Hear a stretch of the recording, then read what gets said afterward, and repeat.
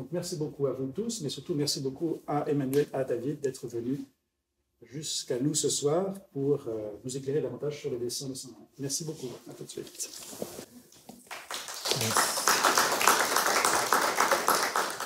Bonsoir. Je tenais d'abord à retourner les remerciements à Alexis et à l'ensemble de l'équipe du musée et du jardin Majorelle qui nous ont si chaleureusement accueillis et qui nous ont aidés à réaliser ce travail. Également d'ailleurs au musée Yves Saint-Laurent à Paris qu'Emmanuel a beaucoup consulté comme Alexis l'a dit.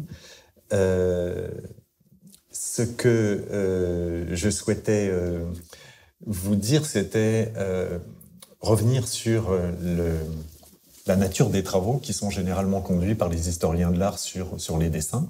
En règle générale, les dessins conservés dans les musées sont des dessins de peintres, de graveurs, de sculpteurs, donc des dessins entre guillemets beaux-arts, et ce faisant d'ailleurs on exclut une partie des beaux-arts qui, par exemple l'architecture, qui est présentée dans des musées spécifiques. Donc l'approche dite dessin dans les musées et dans l'histoire du dessin est en fait très resserrée à un certain type d'œuvres, et ce, aux dépens de toutes les autres utilisations du dessin, qui sont des utilisations artistiques. On pense par exemple aux orfèvres qui, depuis le XVe siècle, dessinent des pièces d'orfèvrerie à différents niveaux de leur conception. Évidemment, aux architectes, dont les dessins sont rarement présentés dans les musées des Beaux-Arts, mais plutôt dans les musées d'architecture, comme à Paris par exemple, à la Cité de l'Architecture et du Patrimoine.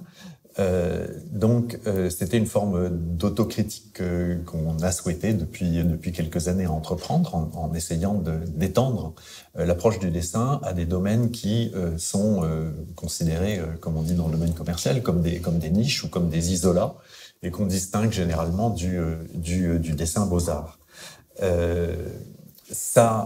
Choisir une telle approche, c'est choisir de s'intéresser à toute forme de dessin, c'est choisir de considérer que le dessinateur peut être aussi un charpentier, peut être aussi un menuisier, que le dessinateur peut être aussi un homme politique ou un académicien, qui dessine pendant les séances de l'Académie française.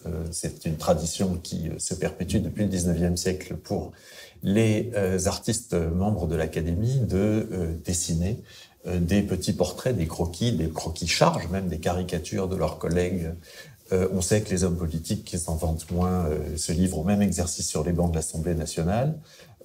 Qui n'a pas vu au cours d'une réunion qui traîne en longueur un des participants ou une des participantes se délasser ou se venger de ses frustrations en dessinant un croquis charge, c'est-à-dire une caricature d'un autre participant. Tout le monde dessine. Les enfants dessinent, ils dessinent parce qu'on leur apprend à dessiner, ils dessinent aussi parfois de façon spontanée. De façon plus grave, plus sérieuse, et on s'y intéresse davantage ces dernières années, et personnellement je m'en réjouis. On pense aussi à ceux qui dessinent dans des situations de tension, dans des situations de détresse aiguë, aux dessins qui sont issus des prisons, aux dessins qui sont issus des camps de concentration, aux dessins réalisés par des malades internés dans des hôpitaux psychiatriques. Et ce sont des champs du dessin qui ont été beaucoup explorés ces dernières années, et d'autant plus explorés que les historiens, plus que des historiens de l'art, s'y sont penchés, que aussi la naissance d'un genre ou d'un domaine artistique qu'on appelle l'art brut a conduit à des rapprochements intéressants avec des artistes comme Dubuffet, par exemple, ou beaucoup d'autres. Donc la vision du dessin s'élargit, et du coup, s'est posée une question, ou se pose désormais une question à laquelle on ne peut pas ne pas répondre, c'est pourquoi dessine, qui dessine, et pourquoi dessine-t-on, d'où on dessine, et à quelle fin. C'est-à-dire, s'agit-il d'un croquis spontané, d'une sorte d'écriture automatique. C'est ce qui arrive, par exemple, dans les réunions ennuyeuses. Mais on connaît des artistes qui ont produit des dizaines et des dizaines de carnets d'esquisses qui contiennent chacun des centaines de dessins. Delacroix est un de ces artistes, Adolf Menzel en Allemagne en est un autre, mais il y en a beaucoup d'autres, dont l'œuvre dessinée est prodigieuse. Évidemment, on pense à Picasso. à Matisse aussi qui a beaucoup dessiné, et parfois ces dessins relèvent d'une forme d'écriture automatique. Parfois un dessin est une prise de notes, et c'est le cas du charpentier ou du menuisier que j'évoquais tout à l'heure. C'est le cas d'un architecte comme Le Corbusier, qui est connu pour avoir envoyé à ses proches des dessins dans lesquels il y avait soit des relevés, ce qu'on appelle des relevés de monuments ou d'édifices qui l'intéressaient, soit des idées d'édifices. Il y a une lettre de Le Corbusier où on voit assez distinctement ce que va devenir la chapelle de Ronchamp. Mais d'autres aussi font cela. Un homme politique qui prépare une manœuvre parlementaire dessine sa manœuvre parlementaire en représentant les différents groupes parlementaires. On en a eu récemment une illustration dans la vie politique française. Donc le dessin est beaucoup utilisé. Et ce qu'il faut dire aussi, c'est mettre un terme à un mythe. On dit beaucoup qu'on ne dessine plus parce qu'on a maintenant l'ordinateur. C'est vraiment inexact. L'ordinateur a pris une place considérable, mais dire qu'il a conduit tous ceux qui dessinaient auparavant à cesser de dessiner est inexact. Beaucoup d'artistes contemporains qui utilisent l'ordinateur, quand on les interroge aimablement ou avec un peu d'insistance, finissent par dire que non, au début, vraiment, ils dessinent, et qu'ils passent à l'ordinateur après. Les architectes, et il y en a au moins dans la salle, utilisent aussi le dessin comme une sorte de minute. Et on voit bien qu'à chaque fois, la question qui se pose, c'est quelle est la fonction ? Est-ce que, je reviens au fil de ce que j'évoquais tout à l'heure, est-ce qu'il s'agit d'écriture automatique? Est-ce qu'il s'agit de ce qu'on appelle la première idée ou le primo pensiero, comme disaient les Italiens, c'est-à-dire la première pensée? Est-ce qu'il s'agit d'un véritable projet? Est-ce qu'il s'agit éventuellement d'un dessin qui est réalisé et sans doute assez achevé parce qu'il va être présenté à quelqu'un, c'est-à-dire par exemple à un commanditaire ou par exemple à quelqu'un qui est chargé de l'exécuter? Celui qui dessine n'est pas forcément celui qui exécute. Dans le domaine de l'orfèvrerie, par exemple, ça peut être le cas. Ou est-ce que le dessin est destiné à la vente? Ce qui arrive aussi, alors c'est pas du tout le cas d'Yves Saint-Laurent bien sûr, mais c'est un autre statut possible. Et on voit bien qu'on ne comprend pas un dessin si on ne s'est pas posé la question de savoir qui le décide et à quelle fin et dans quel but. C'est ça qui nous a semblé, dans notre démarche d'historien de l'art ces dernières années, intéressant. Ça conduit à, d'une certaine manière, placer tous les dessins sur le même plan et se poser le même type de questions pour tous les dessins, ceux éventuellement d'anonymes et ceux de dessinateurs célèbres. Ça conduit à considérer un dessinateur génial comme Yves Saint-Laurent, dont le dessin, pour lequel le dessin n'est pas une finalité absolue, mais une étape à le considérer autrement, et à analyser plus soigneusement les différents dessins qu'il produit avant d'arriver à l'œuvre finale, qui, elle, n'est pas dessinée, comme un architecte peut produire beaucoup de relevés et beaucoup de dessins, avant de livrer un édifice qui n'est pas dessiné. Donc, c'est cet ensemble de questions que nous souhaitions nous poser et auxquelles Emmanuel s'est efforcé de répondre en examinant l'ensemble de la production d'Yves Saint-Laurent avec le concours de l'équipe scientifique du musée Saint-Laurent de Paris, en voyant à quelle étape correspond chacun des dessins produits, en se posant la question aussi, qui est une question classique d'historien de l'art, de l'autographie. Tous les dessins du corpus Yves Saint-Laurent ne sont pas des dessins autographes, et c'est le cas dans une quantité d'autres domaines. Un artiste travaille au sein d'un atelier, au sein d'une agence, au sein d'une équipe. C'est le cas des peintres de la Renaissance italienne qui avaient un studio, c'est-à-dire un atelier abondant. C'est le cas des architectes depuis fort longtemps et aujourd'hui aussi qui ont des agences. C'est le cas d'un dessinateur comme Yves Saint-Laurent qui est à la tête d'une maison, puisque c'est le mot qu'on utilise. Et on voit qu'à chaque fois, le cadre de la production de l'artiste détermine non pas une fonction du dessin, mais des fonctions diverses des dessins qui aident à mettre à jour la manière dont il travaille.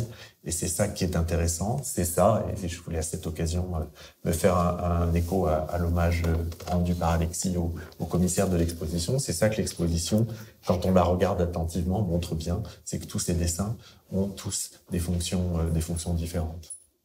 Voilà. Alors à mon tour, j'aimerais vraiment remercier à la fois Alexis pour cette proposition merveilleuse de participer et d'être présente ce soir, mais aussi d'avoir participé à ce projet de publication lié à ce commissariat animé par Olivier et Gaël, mais aussi le musée Yves Saint-Laurent, donc avenue Marceau, particulièrement Domiti Eblé, qui m'a ouvert les cartons et j'ai pu découvrir l'ampleur de la collection et pouvoir réfléchir en effet à ce que c'est que ce dessin chez Yves Saint-Laurent. Alors, comme vous l'avez compris, ce soir, on ne va pas évoquer le faste et l'effervescence des défilés Yves Saint-Laurent avec tout ce qu'il comporte de mondanité, de présence, de personnalité, comme Catherine Deneuve ou d'autres encore, mais nous allons plutôt vous faire découvrir l'envers du décor, la facette cachée de la préparation d'un défilé où le dessin y joue un rôle fondamental. Il faut dire que la production dessinée d'Yves Saint-Laurent est considérable et unique dans le monde de la mode. En effet, le musée, donc avenue Marceau, conserve plus de 60 000 dessins, plus de 28 000 fiches d'atelier, plus de 3 000 planches de collection, presque 120 carnets, et je vais revenir sur la typologie de chacun de ces dessins. Alors, on peut se poser la question, pourquoi autant de dessins assez uniques dans ce monde de la mode ? Tout d'abord, il est clair, Yves Saint-Laurent avait du talent et qu'il a situé le dessin au cœur de cette production et de cette préparation de ces défilés. Ça, c'est la première chose. Mais il y a une seconde raison, c'est que très vite, Pierre Bergé et Yves Saint-Laurent vont prendre conscience de la qualité de ces dessins et vont en déceler tout de suite la valeur patrimoniale. Et très vite, il va y avoir l'idée de constituer, de garder cette collection et de constituer ce futur musée. Donc ces deux raisons font que aujourd'hui, nous disposons de cet ensemble tout à fait extraordinaire. Donc ça, c'est évidemment les deux éléments pour bien comprendre pourquoi aujourd'hui on peut voir cet ensemble unique. Mais revenons un petit peu aux prémices, c'est-à-dire à l'enfance et l'adolescence d'Yves Saint-Laurent qui se passe à Oran, en Algérie. Et en fait, il va être attiré très tôt par le dessin sous deux aspects, le théâtre et la mode. Et dans le domaine du théâtre, il y a un dessinateur qu'il va beaucoup regarder, c'est Christian Bérard, qui en effet participe à des décors et des costumes pour des pièces de théâtre. Yves Saint-Laurent va beaucoup au théâtre. À Oran, il y a un très beau théâtre et on y donne notamment des pièces de Cocteau qui sont mises en scène par Jouvet avec des décors de Christian Bérard et cela va lui donner des idées et il va lui-même, regardez bien ce dessin parce que là vous avez en effet un dessin de Christian Bérard qui représente La Belle et la Bête, donc le film de Cocteau. Et vous voyez surtout, vous reconnaissez la Belle et la Bête, bien entendu, sur votre gauche. Regardez bien le décor et surtout regardez bien la technique que Bérard utilise. Donc c'est une technique de gouache sur ce fond très sombre avec cette présence de cette perspective et de ce mobilier. Là, vous avez un dessin, donc ces premiers dessins d'Yves Saint-Laurent. Vous voyez tout de suite cette filiation. Et c'est un dessin qu'il va concevoir, puisque lui aussi, il va concevoir des projets pour se fait pour lui-même, des pièces de théâtre pour, donc ici, L'Aigle à deux têtes de Cocteau, vous retrouvez cette même technique de gouache sur ce papier sombre, et puis cette saturation de l'espace qui lui est assez caractéristique. Et ici, au contraire, de nouveau, un projet qu'il a, et qui est ici Giraudoux avec donc Sodome et Gomorrhe, où là ce n'est pas l'espace dont il rencontre, non pas une scène, mais des études de costumes. Donc déjà on a cette idée. Donc il y a cette première approche à travers le théâtre du dessin chez Yves Saint-Laurent. Mais il y a un autre aspect qu'il va aborder, c'est qu'il est très attiré par les magazines qu'il peut feuilleter et qu'il a à sa disposition à Oran, notamment Vogue, et il va se feuilleter ces magazines et puis découper des petites silhouettes de mannequins et se constituer ainsi ce qu'on appelle ces poupées de papier, c'est-à-dire ces petites figurines de papier qu'il découpe. Et puis, il se constitue dans sa petite chambre et dans le salon de ses parents des défilés. Il va se constituer des collections, presque une vingtaine, et il s'organise des petits défilés de ces poupées de papier que le musée conserve précieusement encore, avenue Marceau. Mais ce qui va déterminer finalement sa carrière, c'est un concours.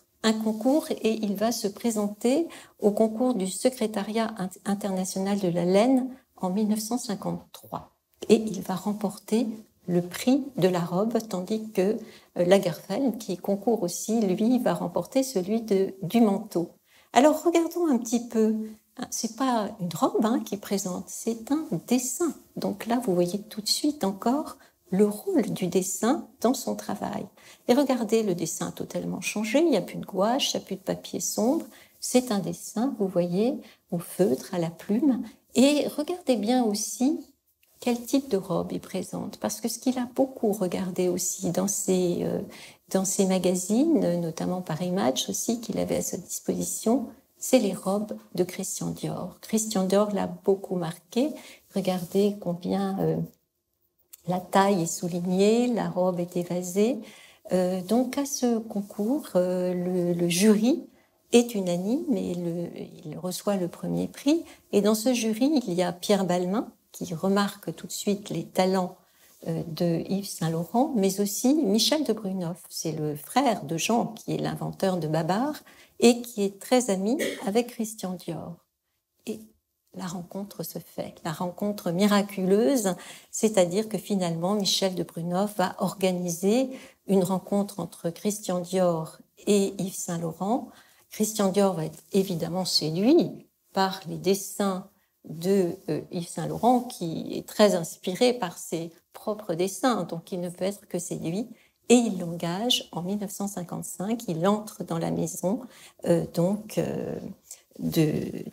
Dior.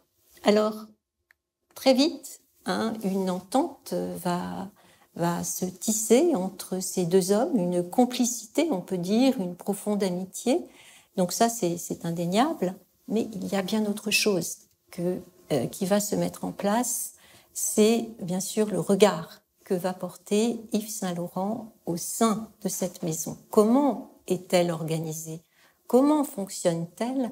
Et comment se préparent les collections?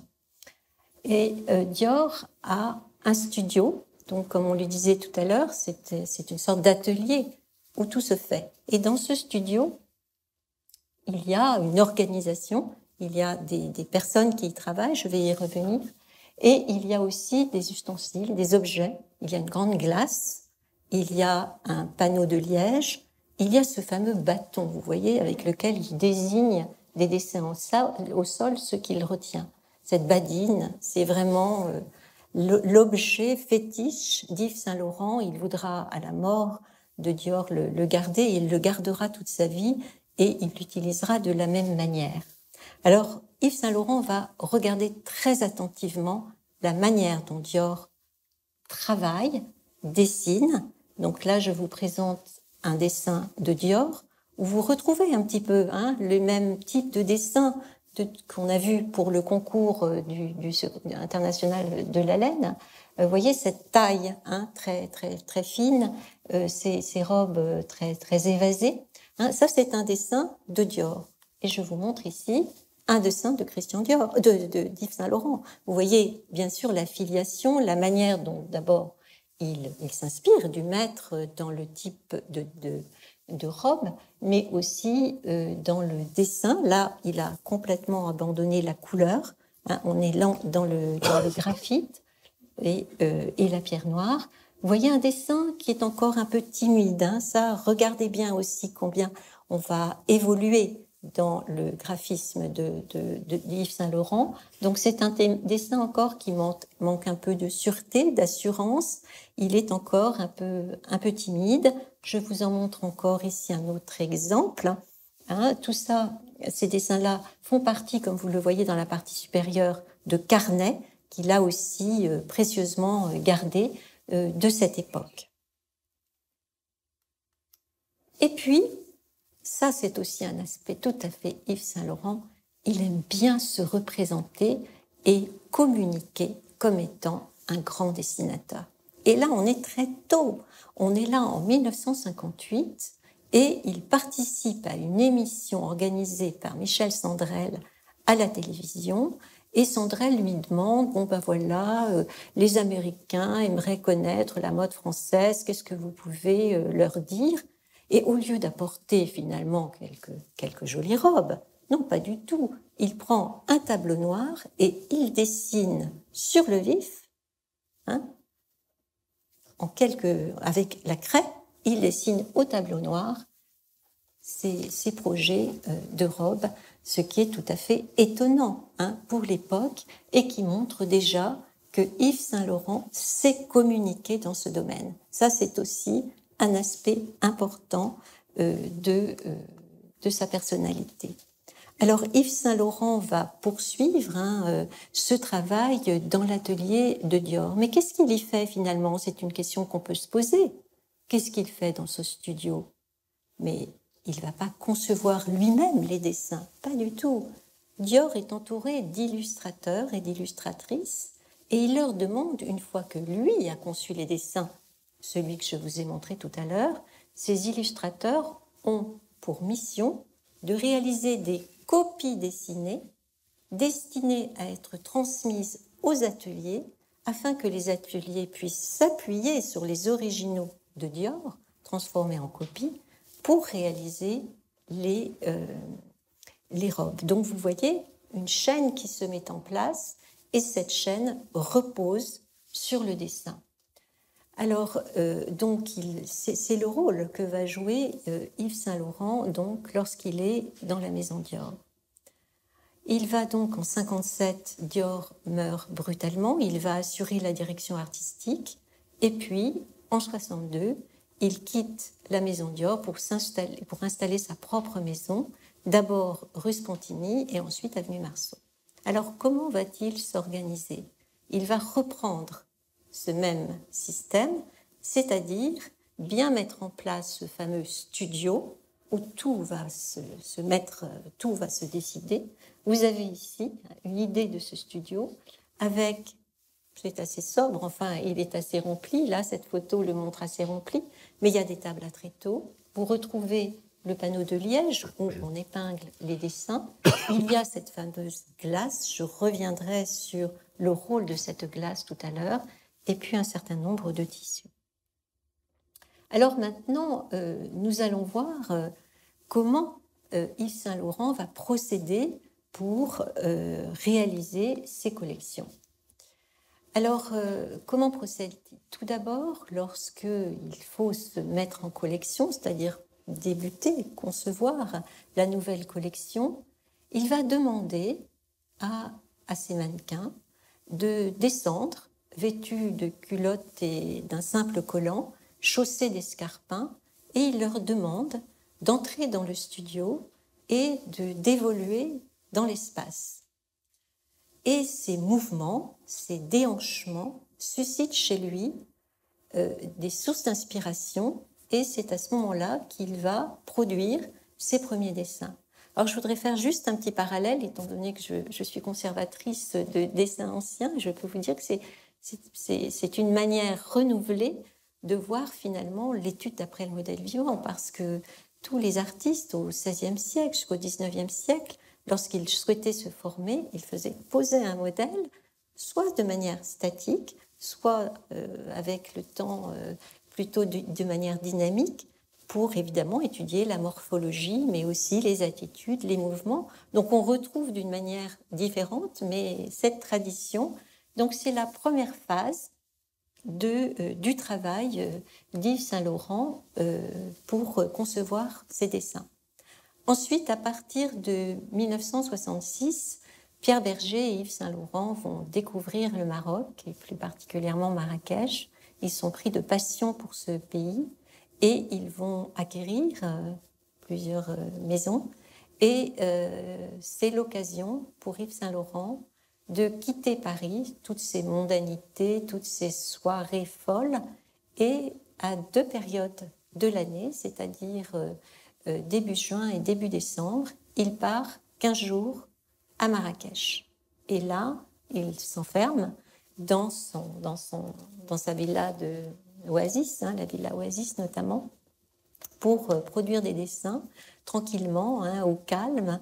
Vous voyez sur cette fameuse table en osier, évidemment les couleurs l'inspirent énormément, cette lumière dense et forte l'inspire également.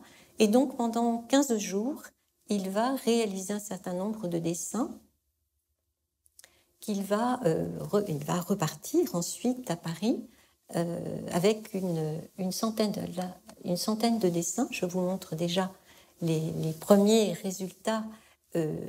Donc il rentre rue Spontini ou avenue Marceau, et là on dit que la maison entre en collection pour 1 mois et demi.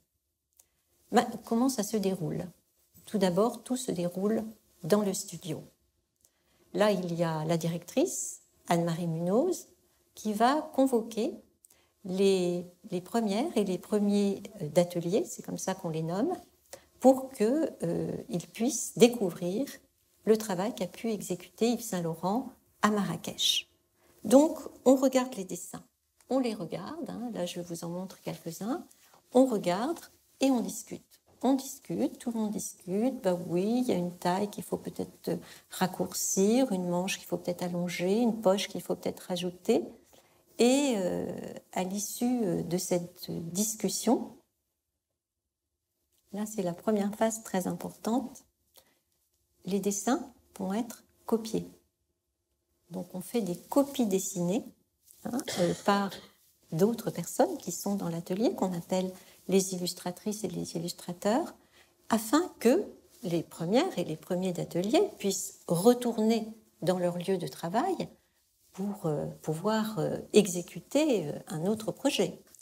Donc, ces copies dessinées une fois réalisées, les premières et les premiers d'atelier remontent dans l'atelier, où là, les couturières vont regarder les copies précises, extrêmement précises, qui ont été exécutées, s'approprient le projet d'Yves Saint-Laurent et vont réaliser une toile en coton écru, et sur cette toile en coton écru, elles vont apposer au fusain, bien sûr, les coutures, les poches, les boutons, tous les éléments essentiels du vêtement. Ensuite, cette toile est endossée par un mannequin, et là, le mannequin redescend. Et c'est à ce moment-là où la glace a toute son importance, puisque Yves Saint-Laurent ne va pas découvrir directement le mannequin qui est vêtu de cette toile de coton dès qu'elle franchit la porte, mais à travers son reflet dans la glace. Et ça a toujours été pour lui essentiel. Alors, lorsque le mannequin apparaît dans le studio, de nouveau, cela va provoquer chez Yves Saint-Laurent des réactions. Tout le monde réagit également, puisque le premier et la première d'atelier redescendent aussi pour connaître l'avis du maître, comme il l'appelle. Et là, s'ensuit donc des retouches, et puis ce qui va être une source aussi d'inspiration pour Yves Saint Laurent, on va commencer à disposer des tissus près du mannequin pour voir, on commence à réfléchir quel va être l'imprimé, quel va être le coloris ou surtout la texture du vêtement. Et cette phase va être pour Yves Saint Laurent de nouveau une source d'inspiration. Et il va reproduire encore des dessins, une trentaine environ. Il faut savoir que pour une collection, il y a à peu près 1000 dessins. Yves Saint Laurent va produire 1000 dessins pour une collection. Certains dessins sont retenus, d'autres ne le sont pas, mais tous sont gardés. Donc ça, c'est important aussi. Donc, à l'issue de ce travail, de nouveaux dessins, de nouvelles copies qui sont de nouveau réalisées, évidemment pour que on puisse ensuite, lorsqu'on regagne son lieu de travail, on puisse travailler fidèlement par rapport au projet d'Yves Saint Laurent. Et là, donc des patrons en papier vont être réalisés par les couturières pour couper le tissu et réaliser enfin le vêtement qui, alors là, le mannequin l'endosse et puis elle redescend dans l'atelier et là, on fait les dernières finitions jusqu'à l'accord définitif d'Yves Saint Laurent. Mais il y a une phase, donc là, vous le voyez avec sa badine, et là, vous le voyez quand il étale ses dessins, mais il y a, là, je vous montre d'autres dessins où vous voyez le trait d'Yves Saint Laurent, mais je voudrais vous montrer une phase qui est capitale également dans cette phase de préparation de la collection. J'évoquais tout à l'heure une typologie des dessins d'Yves Saint Laurent et notamment de la fiche d'atelier. Et je vous ai dit qu'on en conservait environ 28 000. Alors, qu'est-ce que c'est que ces fiches d'atelier? Elles sont essentielles et je vous en montre une ici. Qu'est-ce qu'on y voit? C'est une feuille cartonnée, comme vous le voyez, quadrillée, et vous revoyez un dessin. Parce qu'en effet, Yves Saint Laurent redessine son projet sur cette fiche cartonnée. Il redessine son projet, mais là, vous voyez que ça n'est plus ces dessins que je vous ai montrés là, c'est un autre type de dessin, vous le voyez bien. On n'est pas du tout dans la même configuration. Ça a donc un autre statut.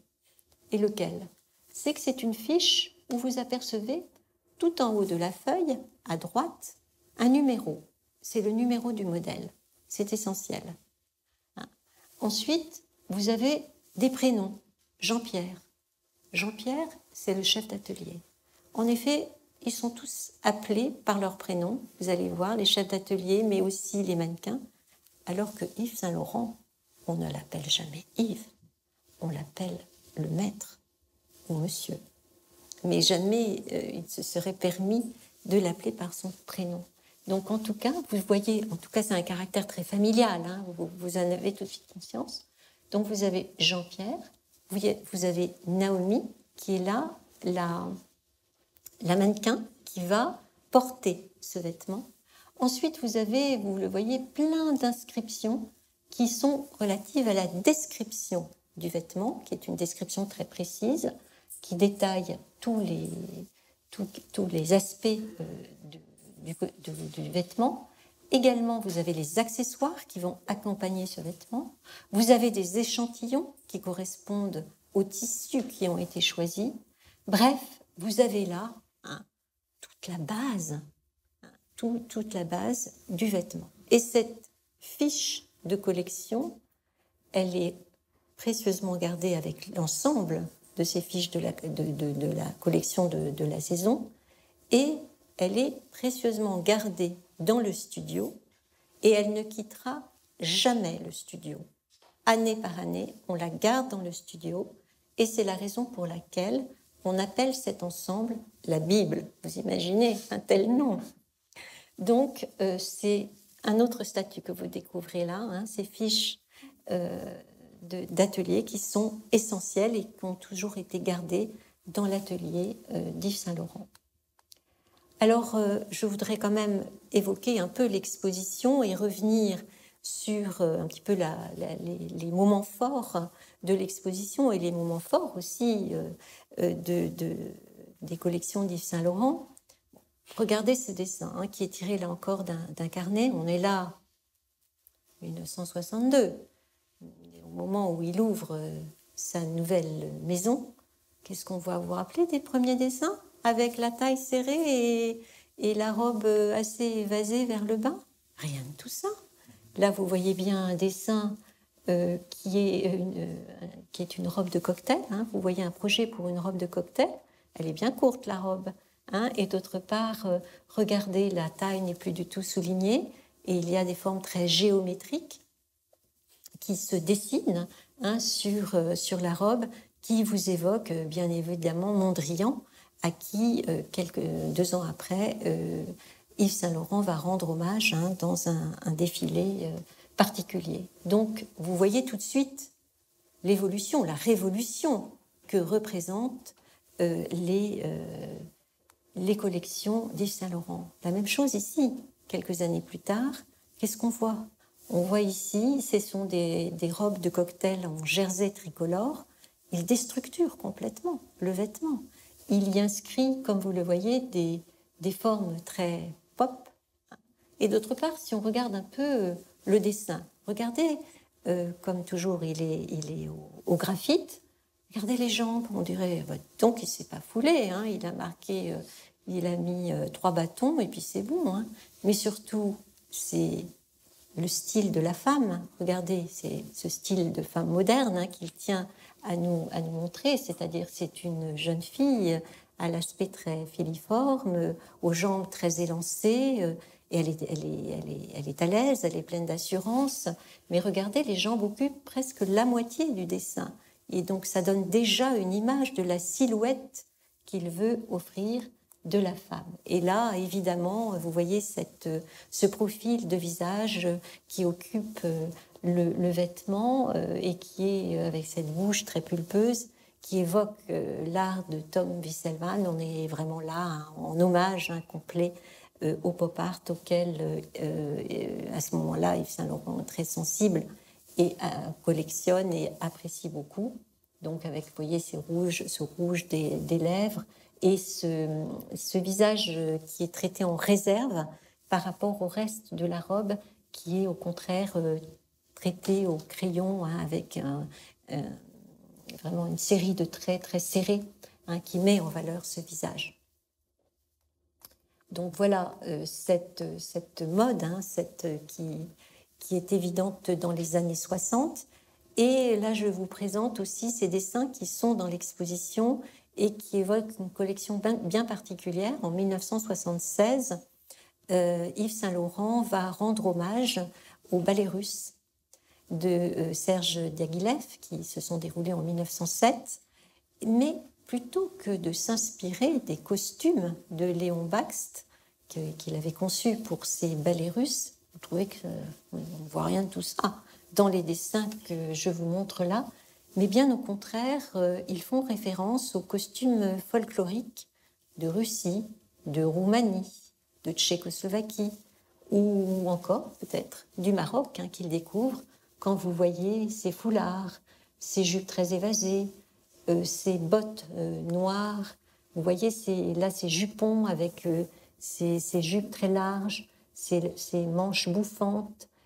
C'est évident qu'il s'inspire beaucoup plus là d'un folklore qui est loin du ballet russe et qui est loin aussi de ce qu'on attend de lui à ce moment-là à Paris. Mais il s'offre cette série qui d'ailleurs aura beaucoup de succès à New York. Il y aura une très belle exposition au Metropolitan qui rendra hommage à cet ensemble. Alors il va concevoir 400 dessins hein, pour cette collection. Certains sont, et c'est le choix d'Olivier et de Gaël, c'est d'avoir choisi les dessins en noir et blanc, c'est-à-dire en feutre noir, mais vous avez aussi beaucoup de dessins qui sont très colorés pour rendre compte justement de ces costumes folkloriques très très colorés. Mais je voudrais maintenant revenir un peu à la pratique qui va se mettre en place dans les années 70-80 dans ce studio et dans la manière de fonctionner d'Yves Saint-Laurent. En fait, regardez ce dessin. Pensez au dessin que vous avez vu précédemment. Regardez comme il a acquis de l'assurance, comme son dessin est fluide, comme son dessin est beaucoup plus sûr.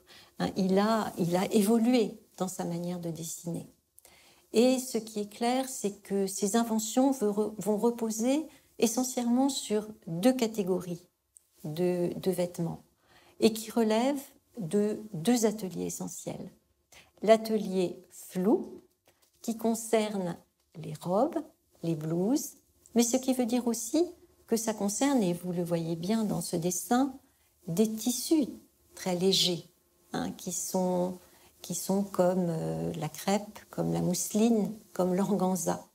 Eh bien, Yves Saint-Laurent arrive à rendre compte dans son dessin de cette légèreté de la texture. Ça aussi, on va le voir, c'est assez extraordinaire. Alors, vous voyez, vous voyez que là, je vous montre la robe correspondante. Là, je vous montre également aussi ce dessin qui correspond à cet atelier flou. Et vous avez ici le vêtement correspondant. Vous avez donc le premier projet de l'artiste et la robe correspondante. De nouveau, vous voyez aussi comment le dessin est très libre, avec beaucoup de traits pour les plis. Et l'autre atelier qui est important, c'est l'atelier tailleur. Donc il y a deux ateliers essentiels. L'atelier flou, où on réalise les robes et les robes de cocktail, les robes de soirée et les blouses, et l'atelier tailleur, où on va concevoir les fameux smokings qui se mettent en place en 68, les tailleurs pantalons en 67 et les jumpsuits en 68. Alors pour ce genre, regardez, vous n'êtes plus du tout dans le même type de dessin parce que ce n'est plus la même texture, ce n'est plus le même type de tissu. On est là dans de la gabardine, dans des tissus beaucoup plus rigides et il tient à nous rendre compte de ce tissu. Pour le tailleur, c'est important. Alors, je vous montre ici de nouveau, vous sentez bien la gabardine, des tissus beaucoup plus raides dont il rend compte dès son dessin. De nouveau ici. Et vous voyez encore là, et qui, je vous montre le tissu, le vêtement qui correspond. Alors maintenant, je voudrais aussi vous dire que vous avez vu un certain nombre de dessins. On est néophyte dans ce domaine. On se dit, mais franchement, les couturiers, ils sont doués pour comprendre ce qu'Yves Saint-Laurent veut mettre dans son projet. Ils sont tous unanimes. Ils sont tous en train de nous dire, puisque j'ai pu bénéficier d'interviews, ils se témoignent en disant tout est clair chez lui, tout. Alors là, je vous montre un dessin particulièrement évident, mais c'est vrai que les tailleurs sont unanimes à dire tout est déjà bien placé. Les boutons, les poches, le col, vous avez la ceinture, tout est bien mis. Il n'y a pas de problème pour comprendre le projet d'Yves Saint-Laurent. Pour eux, tout était très simple pour exécuter l'œuvre finale. Là, je vous montre l'œuvre correspondante. Vous voyez, pour un dessin comme ça, c'est pas si évident quand même de comprendre dès le départ ce que veut Yves Saint-Laurent. Et pourtant, pour le premier ou la première d'atelier, il n'y a pas de problème pour représenter exécuter le col de cygne dont l'invention est extraordinaire tout de même. Alors, vous voyez aussi que vous avez sur tous ces dessins beaucoup d'annotations. Toujours en haut à gauche, vous retrouvez ce fameux Jean-Pierre. Il était évidemment essentiel dans l'atelier tailleur. Maintenant, vous pouvez deviner vous-même, en regardant le dessin, si c'est destiné à l'atelier flou ou à l'atelier tailleur. Maintenant que vous regardez le dessin, vous le sentez. Vous voyez bien que là, vous êtes devant un dessin où le tissu est beaucoup plus raide. Ensuite, il y a un certain Fredo. C'est plutôt Frédéric, elle avait son petit nom. et qui, elle, a réalisé la blouse manche. À mon avis, elle est plutôt dans l'atelier flou. Et puis ensuite, vous avez des numéros qui correspondent aux numéros de collection. Je voudrais aussi vous dire que quand vous regardez ces dessins, ce qu'il y a d'assez extraordinaire et qui est unique chez Yves Saint Laurent, c'est le mouvement. Vous voyez, vous trouvez qu'elles sont statiques. On pourrait penser qu'il pouvait imaginer ces robes sur un cintre. Pas du tout. Il les voit en mouvement, ces femmes qui déambulent. Et comment elles déambulent? Alors, regardez, vous avez déjà vu des femmes dans la rue qui déambulent de la sorte? Non, c'est pas la femme de la rue. Pourtant, c'est une femme moderne. Mais il faut plutôt reconnaître ici que c'est le mannequin. C'est le mannequin qui déambule sur le podium pendant le défilé. Et c'est ça qu'il recherche, hein, Yves Saint Laurent, dans ses dessins. C'est vraiment, regardez cette femme aussi, qui est en train de lever les bras. C'est une femme qui est en mouvement, qui déambule, qui se déhanche, pour rendre compte aussi de toute cette sensualité de la femme, qui est aussi très importante, avec des décolletés très profonds. Il aimait bien ça. Quand vous voyez l'exposition, vous le découvrez, notamment dans ses robes de soirée. Regardez là aussi, il étudie sous toutes les coutures, hein, on peut le dire, c'est-à-dire sous tous les côtés de la femme, cette robe de soirée où, en effet, il n'hésite pas à mettre en valeur la sensualité de la femme par des décolletés profonds, par des robes portefeuille.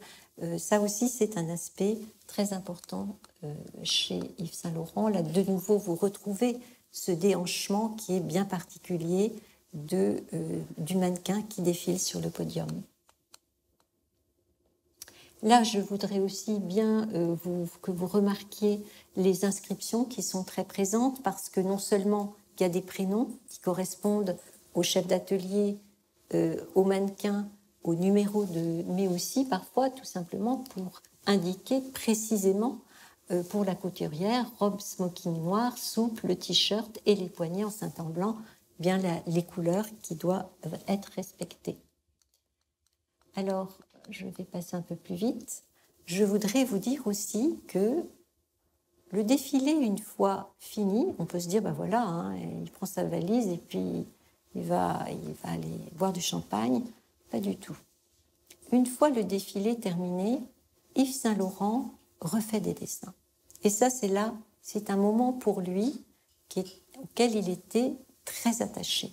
Et on appelle ces dessins, que je vous montre là, ce sont les planches de collection. C'est-à-dire qu'une fois le défilé terminé, il refait un dessin, il redessine, comme vous le voyez, toutes ces silhouettes que vous apercevez dans la partie inférieure, de nouveau sur cette fiche cartonnée, quadrillée. Il refait donc ces petites figurines qui correspondent là au modèle, hein, de la collection. Il y appose au-dessus de cette fiche cartonnée des échantillons, c'est-à-dire qui correspondent aux tissus qui ont été choisis. Et dans la partie supérieure, vous avez les noms des chefs d'atelier et de la mannequin qui a porté le vêtement, et puis le numéro de la collection. Alors ces planches, comme je vous l'ai indiqué au début de la conférence, sont précieusement gardées. Elles ont toujours été gardées également dans l'atelier. Et vous pourriez me dire, mais pourquoi? Il y avait des photos, on faisait des tas de photos, mais pas du tout. Pour lui, ce moment-là, il est précieux, parce que c'est pour lui, comme cet ensemble, un liber veritatis, c'est-à-dire le livre de vérité. Donc, il veut absolument garder le souvenir de cette collection, et pour se l'approprier au mieux, c'est de refaire un dessin en y mettant toutes ces informations. Donc là encore, vous voyez comment le dessin est une phase très importante jusqu'au bout et après le défilé. Alors, il aime, je l'ai montré tout à l'heure avec le film de Sandrell, hein, à la télévision en 1958, Yves Saint Laurent a le sens de la communication pour montrer qu'il a du talent dans le dessin. Et là, vous le retrouvez de nouveau avec un dessin monumental où il est en train de dessiner très rapidement, sur le vif, comme ça. Il se fait filmer en train de dessiner l'une de ces mannequins sur un dessin grand format. Donc là aussi, c'est cette dimension de communication qui est très importante et qu'il ne faut pas oublier. Alors je voudrais aussi dire qu'après ce défilé, il y a ce fameux Liber Veritatis, ces planches de collection que j'évoquais, et puis il y a un travail qui se poursuit avec les illustratrices.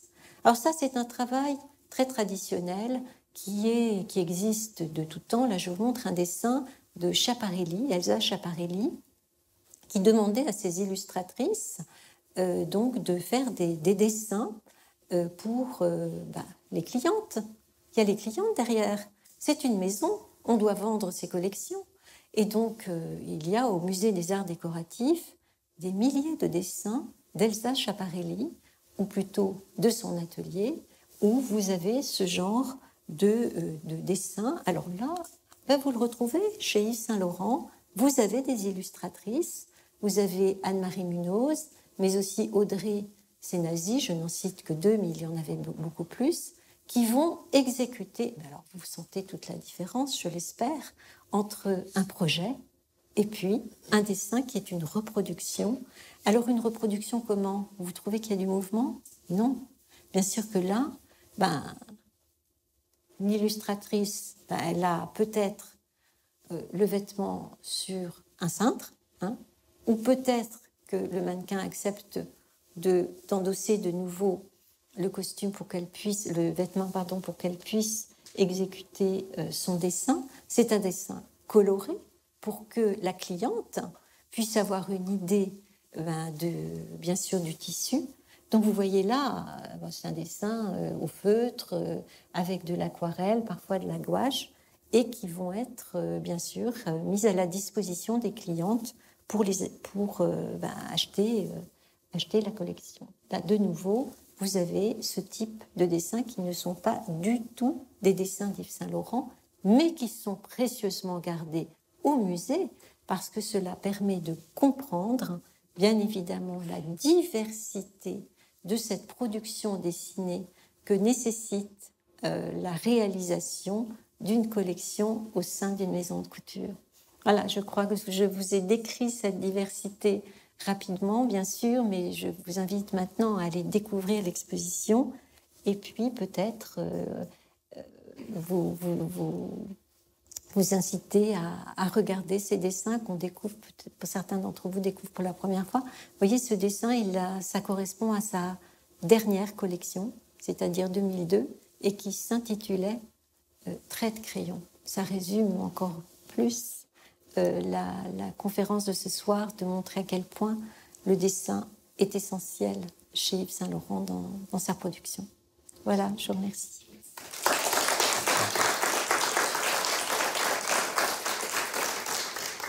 Merci beaucoup. Et David et Emmanuel, c'est un travail à 80, je le disais en vous présentant.